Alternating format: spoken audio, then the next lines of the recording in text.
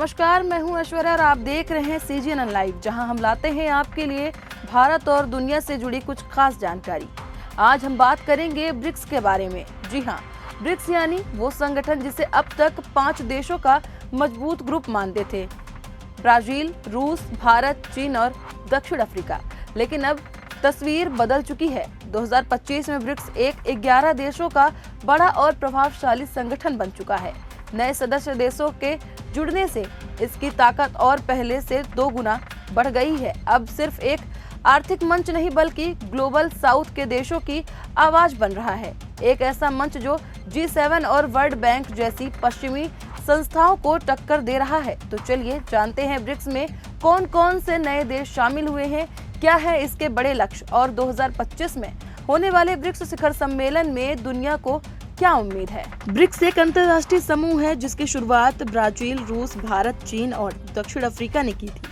पहले यह सिर्फ 5 देशों का संगठन था, लेकिन अब साल 2025 में इसमें 6 देश और जुड़ चुके हैं।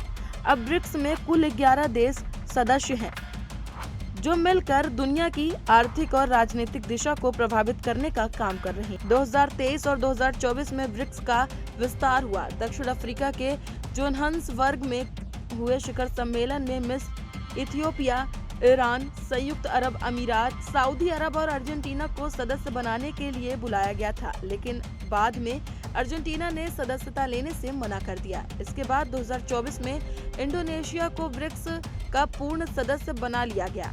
इस तरह अब ब्रिक्स में कुल 11 देश हो गए हैं।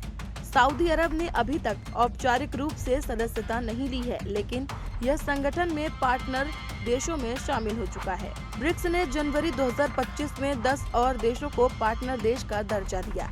इसमें Belarus, Bolivia, Cuba, Kazakhstan, Malaysia, Nigeria, Thailand, Uganda, Uzbekistan और सऊदी अरब शामिल है। ये देश ब्रिक्स की बैठक और कार्यक्रमों में हिस्सा ले सकते हैं, लेकिन उन्हें वोटिंग का अधिकार नहीं है।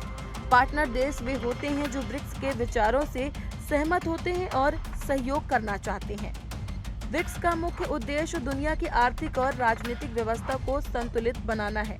आज भी दुनिया के कई बड़े फैसले G7 और विश्व बैंक जैसी पश्चिमी देशों के नियंत्रण वाले समूहों में होते हैं।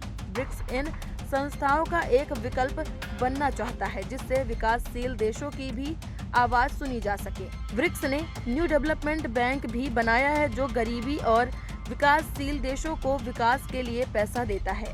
इसके अलावा यह संगठन अमेरिकी डॉलर की जगह स्थानीय मुद्राओं में व्यापार को बढ़ावा दे रहा है। इसे डी-डॉलराइजेशन भी कहा जाता है। साल 2025 में ब्रिक्स का अगला शिखर सम्मेलन ब्राजील के रियो डी जनेरियो में होगा। इस बार कई अहम मुद्दों पर बात होगी, जैसे जलवायु परिवर्तन, डिजिटल इकोनॉमी और वैश्विक शासन में सुधार। ब्राजील ने कहा कि ब्रिक्स का विस्तार और नए देशों को जोड़ना उनकी प्राथमिकता में रहेगा। ब्रिक्स अब सिर्फ एक आर्थिक संगठन नहीं, बल्कि यह दुनिया की राजनीति में भी एक बड़ा नाम बन चुका है। इसमें ईरान और UAE जैसे तेल उत्पादन देशों की मौजूदगी से इसकी ताकत और बढ़ गई है। साथ ही यह संगठन खाद्य सुरक्षा, तकनीकी और ऊर्जा जैसे क्षेत्रों में भी काम कर रहा है। तो आपने देखा कि ब्रिक्स अब सिर्फ 5 देशों का मंच नहीं रहा, बल्कि 11 देशों का एक संगठन बन चुका है, जो दुनिया की अर्थव्यवस्था और राजनीति में नई दिशा तय कर रहा है। नए सदस्य देशों के जुड़ने से ब्रिक्स की ताकत बढ़ी है और यह अब ग्लोबल साउथ की आवाज बनकर उभर रहा है। 2025 का शिखर सम्मेलन इस संगठन के भविष्य को और भी साफ करेगा, जहां जलवायु परिवर्तन से लेकर डिजिटल अर्थव्यवस्था तक कई बड़े मुद्दों पर चर्चा होगी। अब देखना यह होगा कि ब्रिक्स आने वाले वक्त में G7 और IMF जैसे संस्थानों विकल्पों के रूप में खुद को कितनी मजबूती से स्थापित कर पाता है। फिलहाल आज के लिए इतना ही। अगर आपको यह वीडियो पसंद आया तो लाइक करें, शेयर करें और चैनल को सब्सक्राइब करना ना भूलें। मिलते हैं अगले वीडियो पर।